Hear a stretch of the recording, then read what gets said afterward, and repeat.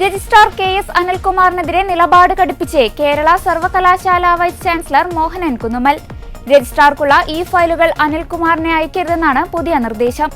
Computer operating ഡയറക്ടർക്കാണ് നിർദ്ദേശം നൽകിയിരിക്കുന്നത്. Suspension പിൻവലിച്ചതിനു പിന്നാലെ KS അനിൽകുമാർ സർവകലാശാലയിലെത്തിയപ്പോഴും സമാന രീതി VC തുടർന്നിരുന്നു. അന്നും രജിസ്ട്രാർ വഴിയെത്തിയ ഫയലുകൾ സ്വീകരിച്ചിരുന്നില്ല. അതത് വകുപ്പുകളിലേക്ക് തിരിച്ചയച്ച് ജോയിന്റ് രജിസ്ട്രാർ വഴി നേരിട്ടയച്ചാൽ മതിയെന്നായിരുന്നു നിർദ്ദേശം. അതേസമയം കേരള സർവകലാശാലയിൽ AISF, DYFI പ്രവർത്തകരുടെ പ്രതിഷേധം തുടരുകയാണ്. VC എത്തുന്നതിന് മുന്നോടിയായാണ് പ്രതിഷേധം. പ്രവർത്തകരും പോലീസും തമ്മിൽ ഉന്തും തള്ളുമുണ്ടായതോടെ പോലീസ് ജലപീരങ്കി പ്രയോഗിച്ചു. പിന്മാറാൻ തയ്യാറാകാത്തതോടെ AISF പ്രവർത്തകരെ അറസ്റ്റ് ചെയ്ത് നീക്കി.